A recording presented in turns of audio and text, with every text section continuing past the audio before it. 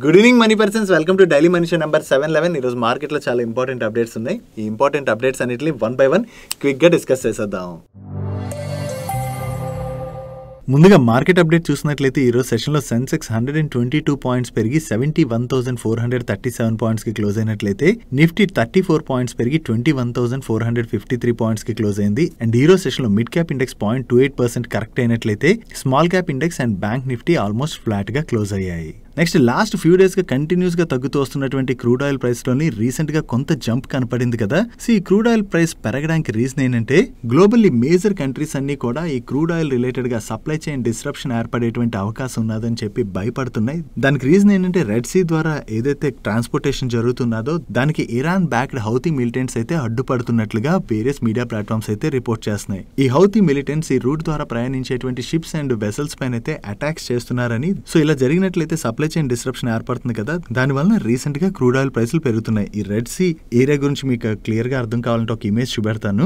Iran, Iraq, Syria, Gaza, Yemen వీటి మధ్యలో మీరు ఇక్కడ చూసినట్లయితే ఈ రెడ్ సీ ఏరియా ఉన్నది కదా. సో దీని ద్వారా వెళ్లేటువంటి షిప్స్ అండ్ వెసల్స్ ఏవైతే ఉంటాయో వాటిపైనే ఇరాన్ బ్యాక్డ్ హౌతీ మిలిటెంట్స్ అయితే అటాక్ చేస్తున్నారని. దానికి మెయిన్ రీజన్ ఏంటంటే మీ అందరికి ఆల్రెడీ ఐడియా ఉన్నది కదా, పాలస్తీనా అండ్ ఇజ్రాయెల్ మధ్య ఏదైతే వార్ జరుగుతున్నదో ఆ వార్ లోని ఇరాన్ వాళ్ళు అయితే పాలస్తీనాకి సపోర్ట్ చేస్తున్నారు. సో దాంతోనే ఇజ్రాయెల్ ఏమైనా ఇంపోర్ట్స్ చేసుకుంటున్నా లేదా ఇజ్రాయెల్ నుంచి ఎక్స్పోర్ట్ చేయాలన్నా ఈ షిప్స్ అవి అక్కడికి వెళ్లకుండా వీళ్ళు ఇటువంటి అటాక్స్ చేస్తున్నారని, హౌతీ మిలిటెంట్ అటాక్స్ తోని భయపడి వేరే షిప్పింగ్ కంపెనీస్ ఈ రెడ్ సీ ద్వారా ట్రాన్స్పోర్టేషన్స్ ఏవైతే ఉంటాయో ఆ ఆర్డర్స్ అయితే క్యాన్సిల్ చేసుకుంటున్నట్లుగా అప్డేట్స్ అయితే వస్తున్నాయి.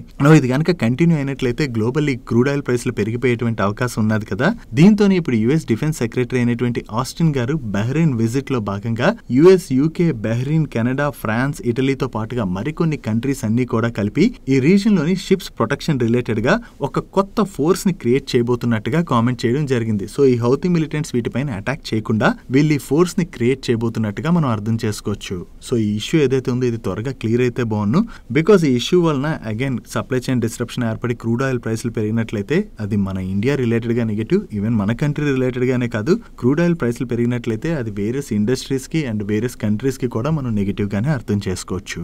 నెక్స్ట్ స్టాక్ మార్కెట్ లో జరిగేటువంటి వేరియస్ స్కామ్స్ గురించి మనం కంటిన్యూస్ గా వింటానే వస్తుంటాం కదా.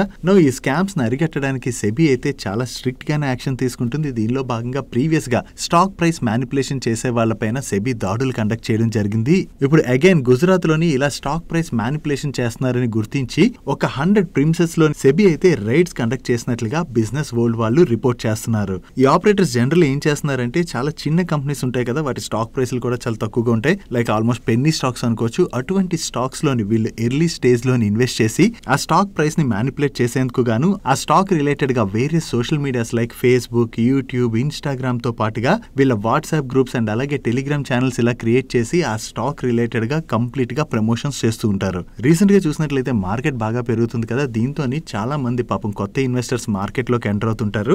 వాళ్ళకి ఇది తెలియక నిజంగానే ఈ స్టాక్ లో మనం ఇన్వెస్ట్ చేసినట్లయితే మంచి రిటర్న్స్ వస్తే స్టాక్ కూడా కంటిన్యూస్ గా పెరుగుతుంది. అండ్ అంతేకాకుండా ఈ స్టాక్ ప్రైస్ కూడా చాలా తక్కువగా ఉన్నది కాబట్టి stock price double or 10 times అయిపోయేటువంటి అవకాశం ఉన్నదని చెప్పి వీళ్ళ ప్రమోషన్స్ చూసి వాళ్ళ బుట్టలో పడుతుంటారు. సో ఈ విధంగా గుజరాత్ లో ఉన్నటువంటి ఆపరేటర్స్ అయితే రీటైల్ ఇన్వెస్టర్స్ ని మోసం చేస్తున్నారని చెప్పి గుర్తించినటువంటి సెబీ వీళ్ళపైన రైడ్స్ అయితే కండక్ట్ చేసినట్లుగా ఇప్పుడు అప్డేట్స్ వస్తున్నాయి. సెబీ రీసెంట్ గా ఏదైతే ఈ స్ట్రిక్ట్ యాక్షన్స్ తీసుకుంటుందో అవి రియల్లీ గుడ్. బికాస్ సెబీ ఇలా యాక్షన్స్ తీసుకుంటున్నట్లయితేనే కొంతమంది అయినా దానికి భయపడి ఇటువంటి స్టాక్ ప్రైస్ మ్యానిపులేషన్స్ అవి చేయకుండా ఉంటారు. సో ఇలా చేయడం వల్ల రీటైల్ ఇన్వెస్టర్స్ ని కొంతవరకు అయినా ప్రొటెక్ట్ చేసేటువంటి అవకాశం ఉన్నది. ఒకవేళ మీలో ఎవరైనా మార్కెట్ లో కొత్తగా వచ్చినట్లయితే కొంచెం జాగ్రత్తగా ఉండండి. తక్కువ ప్రైస్ అండ్ అలాగే చిన్న కంపెనీస్ ఏవైతే ఉంటాయో అటువంటి స్టాక్స్ లోని ప్రైస్ మ్యానిపులేషన్ అనేది చాలా ఈజీ. అండ్ ఆపరేటర్స్ అటువంటి స్టాక్స్ తోనే ప్లే చేస్తుంటారు. స్టాక్ ప్రైస్ కంటిన్యూస్ గా పెరుగుతుంది కదా అని చెప్పి ఆ కంపెనీ గురించి మీకు తెలియకుండా మాత్రం మీ ఇన్వెస్ట్మెంట్ డిసిషన్స్ అన్నవి తీసుకోకండి. ఒకవేళ అటువంటి స్టాక్స్ లోని స్టాక్ ప్రైస్ ఆధారంగా మీ ఇన్వెస్ట్మెంట్ డిసిషన్ తీసుకుని కనుక ఇన్వెస్ట్ చేసినట్లయితే మీరు కష్టపడి సంపాదించుకున్నటువంటి డబ్బుల్ని కోల్పోయేటువంటి ప్రమాదం ఉన్నది. నెక్స్ట్ రీసెంట్ గా వేరియస్ కంట్రీస్ లో మళ్ళీ కోవిడ్ కేసెస్ పెరుగుతున్నట్లుగా న్యూస్ అప్డేట్స్ అయితే వస్తున్నాయి కదా. అండ్ వేరియస్ కంట్రీస్ విషయం పక్కన పెడితే మన ఇండియాలో కేరళలో కూడా కొత్త వేరియంట్ JN1 వేరియంట్ యొక్క కేసెస్ అయితే బయటపడ్డాయని, అండ్ అంతేకాకుండా కొంతమంది చనిపోయినట్లుగా కూడా న్యూస్ అప్డేట్స్ వస్తున్నాయి. సో ఈ న్యూస్లు బయటకు వచ్చేసరికి ఈ వీక్ లోని కర్ణాటక గవర్నమెంట్ అయితే మాస్క్ కంపల్సరీ ధరించాలి అందరూ కూడా పబ్లిక్ ప్లేసెస్ లో అని చెప్పి ఒక రూల్ ని పాస్ చేసింది. అండ్ సెంట్రల్ గవర్నమెంట్ కూడా ఈ JN1 variant cases detection related గా స్టేట్స్ ని అలర్ట్ చేయడం జరిగింది. సో ఈ JN1 వేరియంట్ ఏదైతే ఉందో దీనివల్ల మళ్ళీ కేసులు ఎక్కువ స్ప్రెడ్ అయ్యేటువంటి అవకాశం ఉన్నదని చెప్పి చాలా మంది అయితే వరీ అవుతున్నారు. అండ్ లాస్ట్ ఫ్యూ డేస్ గా చూసినట్లయితే మన కంట్రీలోని కోవిడ్ కేసులు కూడా కొంచెం బాగానే పెరుగుతున్నట్లుగా న్యూస్ అప్డేట్స్ అయితే వస్తున్నాయి. కోవిడ్ వల్ల 2020 నుంచి చూసినట్లయితే కొంతమంది చనిపోయారు అండ్ కొంతమంది కోవిడ్ వచ్చి తగ్గిన ఆఫ్టర్ కోవిడ్ ఏవైతే ఇష్యూస్ ఉంటాయో ఆ ఇష్యూస్ వలన చాలా మంది బాధపడుతున్నారు. సో మళ్ళీ ఇప్పుడు దేవుడి దేవాలు ఈ కోవిడ్ కేసులు అయితే పెరగకూడదని చెప్పి మనస్ఫూర్తిగా అందరం కోరుకుందాం. Now coming to stock market. Covid కొత్త వేరియంట్ వచ్చింది కదా, దీనివల్ల స్టాక్ మార్కెట్లో ఏమైనా ఇష్యూ ఉంటుందా అంటే ఫస్ట్ టైం కోవిడ్ వేవ్ వచ్చినప్పుడు that is completely different scenario. ఎందుకంటే నెక్స్ట్ ఏం జరుగుతుందో ఎవరికి తెలియదు కాబట్టి ఆ టైంలో మార్కెట్లు బాగా కరెక్ట్ అయ్యాయి. కానీ దాని తర్వాత నుంచి కోవిడ్ లో వేరియస్ వేరియంట్స్ వచ్చినా కూడా దానికి వ్యాక్సిన్ రావడం, ఈ కోవిడ్ కేసెస్ ఏవైతే ఉంటాయో తగ్గిపోతాయని చెప్పి అందరికి అర్థం కావడంతో అక్కడి నుంచి మార్కెట్ అయితే కోవిడ్ ని పెద్దగా పట్టించుకోలేదు. నో అగైన్ ఈ కోవిడ్ కేసులు పెరుగుతున్నాయి అంటున్నారు కదా, ఒకవేళ ఈ కొత్త వేరియంట్ వల్ల కేసెస్ గనక పెరిగినట్లయితే దాని వలన టెస్టులు కూడా పెరిగేటువంటి అవకాశం ఉన్నది కదా. అలా టెస్టుల సంఖ్య గనక పెరిగినట్లయితే డయాగ్నోస్టిక్ కంపెనీస్ యొక్క బిజినెస్ బాగా పెరిగేటువంటి అవకాశం ఉన్నది. ఈ Covid first and second wave లోని మనం కంప్లీట్ చూసాం కదా, డయాగ్నోస్టిక్ కంపెనీస్ నెంబర్స్ లోని కోవిడ్ నెంబర్స్ యొక్క గ్రోత్ అయితే ర్యాపిడ్ గా ఉండేది. ఇప్పుడు అగైన్ కేసులు పెరిగినట్లయితే మళ్ళీ వీళ్ళ రెవెన్యూస్ లో కోవిడ్ రెవెన్యూ అన్నది పెరిగేటువంటి అవకాశం ఉన్నది. బట్ బిజినెస్ విషయం మనం పక్కన పెడితే మాత్రం దేవుడి దేవాల కోవిడ్ కేసులు అయితే పెరగకూడదని చెప్పి మనస్ఫూర్తిగా అందరం చాలా స్ట్రాంగ్ గా కోరుకుందాం. డైలీ మార్కెట్ లో వచ్చేటువంటి ఇటువంటి ఇంపార్టెంట్ అప్డేట్స్ ని మీతో డీటెయిల్ గా షేర్ చేయడానికి మన మనీ పర్స్ టీమ్ ఏవైతే ఎఫర్ట్స్ పెడుతుందో ఆ ఎఫర్ట్స్ కనుక మీకు హెల్ప్ఫుల్ అవుతున్నట్లయితే వీడియోని మర్చిపోకుండా లైక్ చేయడానికి ప్రయత్నించండి. Next last US fed meeting జరిగిన తర్వాత యుఎస్ ఫెడ్ వాళ్ళు నెక్స్ట్ ఇయర్ లో రేట్ కట్స్ చేస్తామని చెప్పి అనౌన్స్మెంట్ చేసిన దగ్గర నుంచి మార్కెట్స్ లో మనకి పాజిటివ్ మూమెంటం కనపడింది. అండ్ అలాగే దీనివల్ల నెక్స్ట్ ఇయర్ లో స్పెండింగ్ అది బాగా పెరిగి ఐటీ కంపెనీస్ కి కూడా బాగానే ప్రాజెక్ట్స్ వచ్చేటువంటి అవకాశం ఉన్నది. కాబట్టి అది ఐటీ కంపెనీస్ కి కూడా పాజిటివ్ అని మనం మాట్లాడుకున్నాం కదా. ఆ అప్డేట్ వచ్చిన దగ్గర నుంచి చూసినట్లయితే ఐటీ స్టాక్స్ కూడా పాజిటివ్ గానే రియాక్ట్ అయ్యాయి. బట్ కానీ ఈ రోజు సెషన్ లో మీరు చూసినట్లయితే most of the IT stocks లోని మనం ప్రెషర్ చూసాం. ఈ ఐటీ స్టాక్స్ లో ప్రెషర్ కనపడడానికి రీజన్ ఏంటంటే ఈ రోజు యుఎస్ కి చెందినటువంటి యాక్సెంచర్ వాళ్ళు వాళ్ళ రిజల్ట్స్ ని అనౌన్స్ చేయనున్నారు. ప్రీవియస్ గా యాక్సెంచర్ వాళ్ళు వాళ్ళ రెవెన్యూ గైడెన్స్ ఏదైతే ఇచ్చారో దానిలో అప్పర్ గైడెన్స్ ని ఈసారి కట్ చేసేటువంటి అవకాశం ఉన్నది. ఎందుకంటే యుఎస్ ఎకానమీలోని ఇంకా స్లో డౌన్ అన్నది కంటిన్యూ అవుతుంది కాబట్టి ఈ యాక్సెంచర్ వాళ్ళు వాళ్ళ గైడెన్స్ ని కట్ చేయొచ్చు అని చెప్పి మార్కెట్ అయితే ఎక్స్పెక్ట్ చేస్తుంది. సో ఒకవేళ యాక్సెంచర్ వాళ్ళ నెంబర్స్ వీక్ గా రావడం అండ్ అలాగే వాళ్ళ గ్రోత్ గైడెన్స్ ని కూడా కట్ చేయడం ఇటువంటివి ఏమైనా జరిగినట్లయితే నెక్స్ట్ జనవరి మంత్ లోని మన ఐటీ కంపెనీస్ కూడా రిజల్ట్స్ పోస్ట్ చేసేటువంటి అవకాశం ఉన్నది కదా. ఈ ఐటీ కంపెనీస్ యొక్క రిజల్ట్స్ లో కూడా మనం ఈ వీక్నెస్ ని చూడొచ్చు అని చెప్పి మార్కెట్ ఎక్స్పెక్ట్ చేయడంతోనే ఈ రోజు సెషన్ లో most of the IT stocks లోని మనం ప్రెషర్ చూసాం. నో యాక్సెంచర్ వాళ్ళు ఎటువంటి నెంబర్స్ ని పోస్ట్ చేస్తారు అండ్ అలాగే వీళ్ళ గైడెన్స్ రిలేటెడ్ గా ఎటువంటి కామెంటరీ ఉంటుంది అన్నది మనం ట్రాక్ చేయడం ఇంపార్టెంట్. దాన్ని బట్టి నెక్స్ట్ మన ఐటీ కంపెనీస్ యొక్క రిజల్ట్స్ కూడా ఎలా ఉండబోతున్నాయి అన్నది మనకు ఒక అంచనా వస్తుంది. బట్ కాకపోతే ఇన్వెస్టర్స్ ఇక్కడ ఒకటి గుర్తుపెట్టుకోవాలి, ఎవ్రీ క్వార్టర్ లోని యాక్సెంచర్ నెంబర్స్ వస్తాయి అనే టైంలోని ఈ హడావుడ్ అయితే ఉంటుంది. ఆ టైంలో ఐటీ స్టాక్స్ లో కొంత వాల్టాలిటీ అది చూస్తూ ఉంటాం. బట్ కానీ స్టిల్ ఇప్పుడు మనం ప్రెసెంట్ సిచ్యువేషన్ బట్టి చూసినట్లయితే నెక్స్ట్ ఇయర్ లోని యుఎస్ ఫెడ్ వాళ్ళు రేట్ కట్స్ అవి చేసినట్లయితే దానివల్ల స్పెండింగ్ అది పెరిగి ఐటీ కంపెనీస్ కి అయితే పాజిటివ్ అయ్యేటువంటి అవకాశం ఉన్నది. అండ్ అలాగే మనం లాస్ట్ 1 to 1.5 year నుంచి చూసినట్లయితే ఐటీ స్టాక్స్ లో మరీ పెద్దగా ర్యాలీ కూడా చూడలేదు. సో ప్రెసెంట్ సిచ్యువేషన్ లో చూసినట్లయితే యాజ్ పర్ అవర్ వ్యూ మేమైతే ప్రెసెంట్ ఐటీ స్టాక్స్ మీద పాజిటివ్ గానే ఉన్నాం. నెక్స్ట్ టైర్స్ మ్యానుఫ్యాక్చర్ చేసేటువంటి అపోలో టైర్స్ లోని సెప్టెంబర్ క్వార్టర్ ఎండింగ్ నాటికి ఎఫ్ఐ ఇన్వెస్టర్ అయినటువంటి వైట్ ఐరిస్ ఇన్వెస్ట్మెంట్ వాళ్ళు నియర్లీ 8% స్టేక్ నైతే హోల్డ్ చేస్తున్నారు. వీళ్ళు హోల్డ్ చేస్తున్నటువంటి ఈ స్టేక్ లోని ఈ రోజు సెషన్ లో బ్లాక్ డీల్ లో 3% స్టేక్ ని వీళ్ళు సెల్ చేయొచ్చు అని చెప్పి నిన్న నైట్ న్యూస్ అప్డేట్స్ వచ్చాయి. అండ్ ఈ రోజు సెషన్ లో ఈ బ్లాక్ డీల్ కూడా జరిగింది. ఈ బ్లాక్ డీల్ లో నియర్లీ 2.3 crore షేర్స్ అంటే నియర్లీ 3.6% ఈక్విటీ అయితే హ్యాండ్స్ చేంజ్ అవడం జరిగింది. సో ఈ బ్లాక్ డీల్ లో ఒకవేళ వైట్ ఐరిస్ వాళ్ళే సెల్ చేసినట్లయితే వీళ్ళ దగ్గర నుంచి ఎవరు బై చేశారు అన్నది మనం చూడవలసి ఉన్నది. ఈ బ్లాక్ డీల్ జరిగిన తర్వాత అయితే స్టాక్ లో మనకి పాజిటివ్ మూమెంటం కనపడింది. మైట్ బి బయర్స్ దగ్గర నుంచి ఈ బ్లాక్ డీల్ రిలేటెడ్ ఏదైనా మంచి డిమాండ్ కనపడి ఉండొచ్చు. సో ఏదైనా సరే ఈ బ్లాక్ డీల్ డీటెయిల్స్ మనకి ఈ రోజు నైట్ కి అప్డేట్ అవుతాయి కాబట్టి సెల్లర్స్ అండ్ బయర్స్ డీటెయిల్స్ అయితే క్లియర్ గా అర్థం అవుతాయి. Next quick service restaurant business operate చేసేటువంటి దేవియాని ఇంటర్నేషనల్ స్టాక్ లో ఈరోజు చాలా పాజిటివ్ మూమెంటం కనపడింది కదా. దానికి రీజన్ ఏంటంటే ఈ దేవియాని ఇంటర్నేషనల్ వాళ్ళు రెస్టారెంట్ డెవలప్మెంట్ అనేటువంటి కంపెనీతోని షేర్ పర్చేస్ అగ్రిమెంట్ ని సైన్ చేశారు. ఈ అగ్రిమెంట్ లో భాగంగా ఈ కంపెనీ దగ్గర నుంచి వీళ్ళు స్టేక్ అయితే అక్వైర్ చేయబోతున్నారు. ఈ రెస్టారెంట్ డెవలప్మెంట్ అనేటువంటి కంపెనీ ఏం చేస్తుందంటే వీళ్ళు థాయిలాండ్ లోని 274 KFC రెస్టారెంట్స్ అయితే ఆపరేట్ చేస్తున్నారు. ఈ కంపెనీ దగ్గర నుంచి మెజారిటీ స్టేక్ ని అక్వైర్ చేయడం ద్వారా థాయిలాండ్ కి వీళ్ళ బిజినెస్ ని ఎక్స్పాండ్ చేస్తున్నట్లుగా దేవియాని ఇంటర్నేషనల్ వాళ్ళు అయితే క్లెయిమ్ చేయడం జరిగింది. జనరల్లీ థాయిలాండ్ లాంటి కంట్రీకి ఎక్కువ మంది టూరిస్టులు వెళ్తుంటారు కదా. సో ఈ టూరిస్టులు ఎక్కువగా వెళ్ళేటువంటి ప్లేస్ లోని KFC ఇటువంటి బిజినెస్ ఏవైతే ఉంటాయో వాటికి బాగానే బిజినెస్ జరుగుతూ ఉంటాయి. ఈ కంపెనీని అక్వైర్ చేయడం ద్వారా థాయిలాండ్ లో వీళ్ళ బిజినెస్ ఎక్స్పాండ్ అవుతుంది కాబట్టి ఇది దేవియాని ఇంటర్నేషనల్ రిలేటెడ్ గా పాజిటివ్. దాంతో ఈ రోజు సెషన్ లో మనం దేవియాని ఇంటర్నేషనల్ స్టాక్ లో పాజిటివ్ మూమెంటం చూసాం. నెక్స్ట్ నెస్లే ఇండియా వాళ్ళు ప్రీవియస్ గా ఫేస్ వాల్యూ 10 గా ఉన్న వాళ్ళ స్టాక్ ని ఫేస్ వాల్యూ 1 కి స్ప్లిట్ చేస్తామని అనౌన్స్ చేశారు కదా. అంటే రికార్డ్ డేట్ నాటికి ఎవరి దగ్గర అయితే నెస్లే ఇండియా ఒక 1 స్టాక్ ఉంటుందో అవి 10 స్టాక్స్ గా మారుతాయి. అండ్ ఈ స్టాక్ ఏ రేషియోలో అయితే స్ప్లిట్ అవుతుందో అదే రేషియోలోని ఈ స్టాక్ ప్రైస్ కూడా అడ్జస్ట్ అయిపోతుంది. నో ఈ స్టాక్ స్ప్లిట్ కి రికార్డ్ డేట్ ని వీళ్ళు January 5th గా ఫిక్స్ చేయడం జరిగింది. సో మీలో ఎవరైనా ఒకవేళ ఈ స్టాక్ స్ప్లిట్ లో పార్టిసిపేట్ చేయాలనుకున్నట్లయితే January 5th నాటికల్లా నెస్లే ఇండియా యొక్క షేర్స్ మీ డిమాట్ అకౌంట్ లో క్రెడిట్ అయి ఉండాలి. సో నెస్లే దగ్గర నుంచి ఈ పాజిటివ్ కార్పొరేట్ యాక్షన్ అనౌన్స్మెంట్ రావడంతోనే ఈ రోజు సెషన్ లో నెస్లే ఇండియా స్టాక్ లో మనం పాజిటివ్ మూమెంటం చూసాం.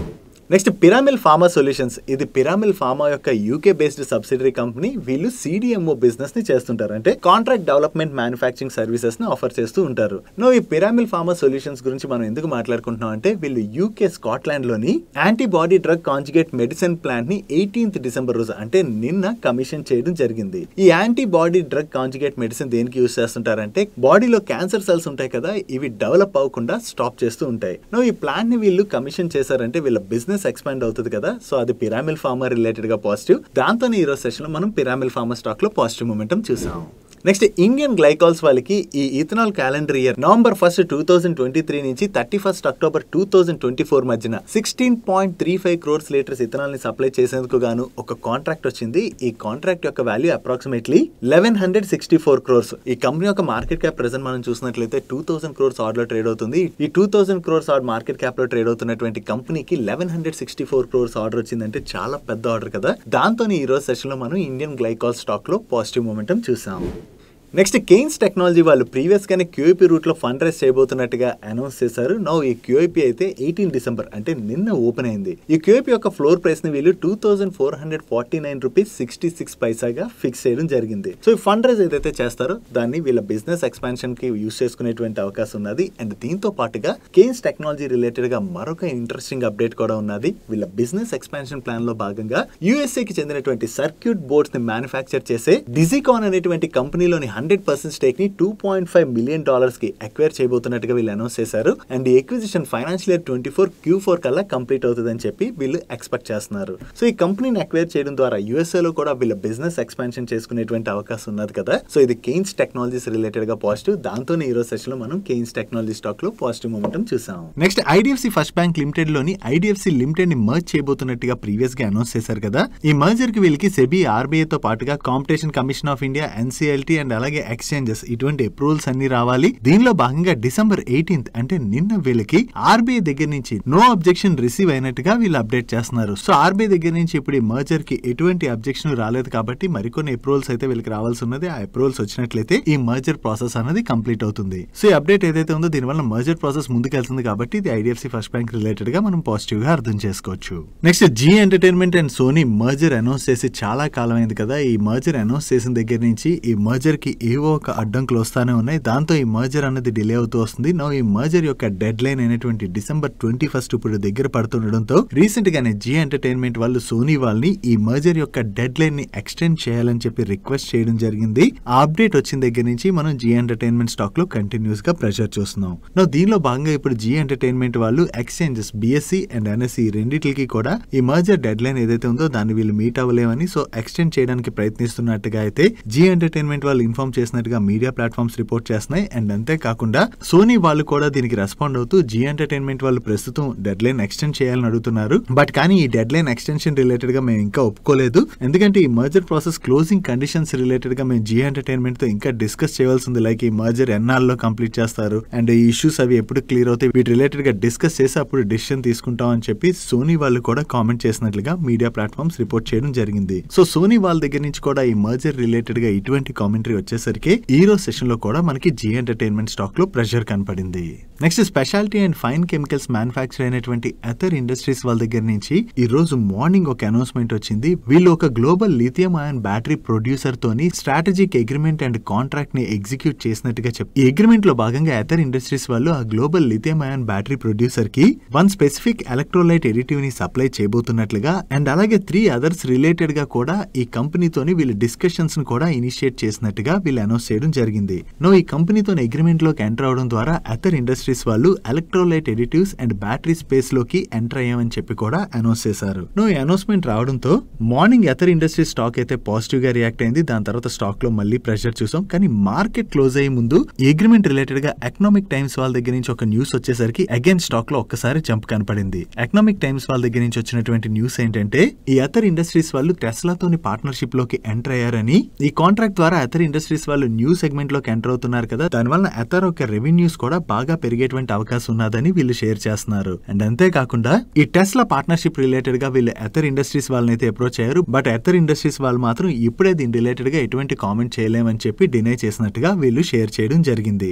టెస్లాతో జనరల్ ఎవరైతే పార్ట్నర్షిప్ లోకి ఎంటర్ అవుతారో వాళ్ళు టెస్లాకి సప్లై చేస్తున్నాం అని చెప్పి జనరల్లీ అనౌన్స్ చేయరు. మైట్ బి ఆ రూల్ ఏదైతే ఉందో దాంతోనే అథర్ ఇండస్ట్రీస్ వాళ్ళు కూడా టెస్లా నేమ్ మెన్షన్ చేసి ఉండకపోవచ్చు. కాకపోతే ప్రెసెంట్ ఇది ఎకనామిక్ టైమ్స్ వాళ్ళు వాళ్ళ సోర్సెస్ ద్వారా తెలిసినటువంటి ఇన్ఫర్మేషన్ షేర్ చేస్తున్నారు. ఇంకా ఇదైతే అథర్ ఇండస్ట్రీస్ వాళ్ళు కన్ఫర్మ్ చేయలేదు. నెక్స్ట్ ట్రాన్స్ఫార్మర్స్ మ్యానుఫ్యాక్చర్ చేసి సప్లై చేసేటువంటి ట్రాన్స్ఫార్మర్స్ అండ్ రెక్టిఫైయర్స్ వాళ్ళకి power grid corporation of India limited దగ్గర నుంచి 237 crores వర్త్ ట్రాన్స్ఫార్మర్స్ ఆర్డర్ వచ్చింది. ఈ ఎంటైర్ వర్క్ ని వీళ్ళు నెక్స్ట్ 15 months లోని కంప్లీట్ చేయవలసి ఉన్నది. అండ్ జస్ట్ మార్కెట్ క్లోజ్ అయ్యే టైం కి వీళ్ళ దగ్గర నుంచి మరొక ఆర్డర్ రిలేటెడ్ గా కూడా అనౌన్స్మెంట్ వచ్చింది. వీళ్ళకి Uttar Pradesh power transmission corporation limited వాళ్ళ దగ్గర నుంచి ట్రాన్స్ఫార్మర్ సప్లై చేసేందుకు గాను ఒక ఆర్డర్ వచ్చింది. ఈ ఆర్డర్ యొక్క వాల్యూ 118 crores. ఈ 2 ఆర్డర్స్ విన్ అయ్యారన్న అప్డేట్ తోని ఈ రోజు సెషన్ లో ఈ స్టాక్ లో మనం పాజిటివ్ మూమెంటం చూసాం. Next United drilling tools limited వాళ్ళకి ఓఎన్జీసీ దగ్గర నుంచి ఒక ఆర్డర్ రావడం జరిగింది. ఈ ఆర్డర్ యొక్క వాల్యూ 95.8 crores. ఈ ఆర్డర్ లో భాగంగా వీళ్ళు ఓఎన్జీసీ వాళ్ళకి కేసింగ్ పైప్ విత్ కనెక్టర్స్ ని సప్లై చేయబోతున్నట్లుగా చెప్తున్నారు. అండ్ ఈ ఆర్డర్ వీళ్ళు 28 to 42 weeks in between client requirement ని బట్టి డిస్పాచ్ చేయవలసి ఉంటుందని చెప్పి అనౌన్స్ చేయడం జరిగింది. వీళ్ళకి ఓఎన్జీసీ లాంటి పెద్ద కంపెనీ దగ్గర నుంచి ఆర్డర్ వచ్చిందన్న అప్డేట్ తోనే ఈ రోజు సెషన్ లో యునైటెడ్ డ్రిల్లింగ్ టూల్స్ స్టాక్ లోని మనం పాజిటివ్ మూమెంటం చూసాం. నెక్స్ట్ ఇన్ఫ్రా కంపెనీ అయినటువంటి మ్యాన్ ఇన్ఫ్రా కన్స్ట్రక్షన్ వాళ్ళు రిలేటెడ్ గా ఒక పాజిటివ్ అప్డేట్ ఉన్నది. ఈ మ్యాన్ ఇన్ఫ్రా కన్స్ట్రక్షన్ వాళ్ళు ముంబై గత్కోపా రీచ్ లోని 12,000+ square meters గేటెడ్ కమ్యూనిటీని ఒక దాన్ని కన్స్ట్రక్ట్ చేయబోతున్నారు. ఇది కంప్లీట్లీ లగ్జరియస్ రెసిడెన్షియల్ ప్రాజెక్ట్.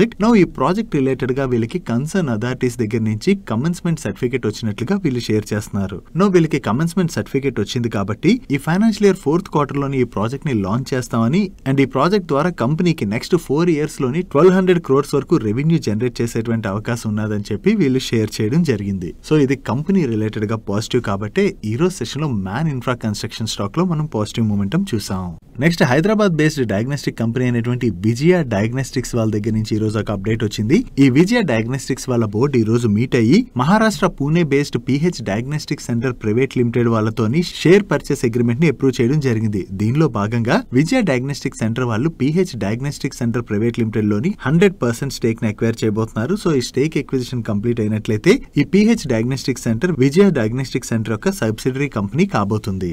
ఈ ఎంటైర్ ఎక్విజిషన్ ని వీళ్ళు 134.65 crores కి చేయబోతున్నట్లుగా, అండ్ ఈ ఎక్విజిషన్ తర్వాత వీళ్ళు ఈ PH డయాగ్నోస్టిక్స్ లోని another 12.85 crores ఈక్విటీని కూడా ఇన్ఫ్యూజ్ చేయబోతున్నట్లుగా వీళ్ళు షేర్ చేయడం జరిగింది. ఈ కంపెనీని అక్వైర్ చేయడం ద్వారా వీళ్ళ బిజినెస్ ని ఎక్స్పాండ్ చేయబోతున్నారు కాబట్టి ఇది విజయ డయాగ్నోస్టిక్ సెంటర్ రిలేటెడ్ గా పాజిటివ్. దాంతో ఈ రోజు సెషన్ లో మనం విజయ డయాగ్నోస్టిక్ సెంటర్ స్టాక్ లో పాజిటివ్ మూమెంటం చూసాం. నెక్స్ట్ కార్పొరేట్ రెజల్యూషన్ ప్రాసెస్ కి వెళ్ళినటువంటి గో ఫస్ట్ ఎయిర్లైన్స్ ని అక్వైర్ చేయడానికి స్పైస్ జెట్ వాళ్ళు ఇంట్రెస్ట్ చూపెడుతున్నట్లుగా నిన్న వచ్చినటువంటి న్యూస్ గురించి మనం డిస్కస్ చేసుకున్నాం కదా. దీని రిలేటెడ్ గా స్పైస్ జెట్ వాళ్ళ దగ్గర నుంచి అఫీషియల్ కమ్యూనికేషన్ అయితే వచ్చింది. ఈ రెజల్యూషన్ ప్లాన్ లో భాగంగా గో ఫస్ట్ ఎయిర్లైన్స్ ని అయితే అక్వైర్ చేయడానికి స్పైస్ జెట్ వాళ్ళు ఇంట్రెస్టెడ్ గా ఉన్నట్లుగా వీళ్ళు అఫీషియల్ గా అయితే ఎక్స్చేంజెస్ కి కమ్యూనికేట్ చేయడం జరిగింది. వీళ్ళ ఆఫర్ బిడ్ అయితే సబ్మిట్ చేస్తారు కదా. సబ్మిట్ చేసిన తర్వాత ఒకవేళ ఈ రెజల్యూషన్ ప్రాసెస్ లో వీళ్ళు కనుక విన్ అయినట్లయితే గో ఫస్ట్ ఎయిర్లైన్స్ ఒక అసెట్స్ అండ్ రూట్స్ కూడా స్పైస్ జెట్ వాళ్ళకి యాడ్ అయ్యేటువంటి అవకాశం ఉన్నది. That's it for today's daily munch guys. ఈ రోజు డైలీ మంచ్ లో మేము షేర్ చేసిన ఇన్ఫర్మేషన్ మీకు నచ్చినట్లయితే ఈ వీడియోని లైక్ చేయండి. అండ్ ఈ video me friends and family members helpful అవుతుంటే ఈ వీడియోని వాళ్ళకి షేర్ చేయండి. అండ్ మీరైతే ఫస్ట్ టైం మన మనీ పర్స్ ఛానల్ కి వచ్చి ఛానల్ ఇంకా సబ్స్క్రైబ్ చేయనట్లయితే ఇక్కడ ఉన్న ఛానల్ లోగో మీద క్లిక్ చేసి ఛానల్ సబ్స్క్రైబ్ చేస్తూ పక్కన ఉన్న బెల్ ఐకాన్ లో ఆల్ నోటిఫికేషన్స్ యాక్టివేట్ చేసుకోండి. నేను చంద్రశేఖర్ పత్రి మరొక ఇంట్రెస్టింగ్ వీడియోతో కలుద్దాం. Good night.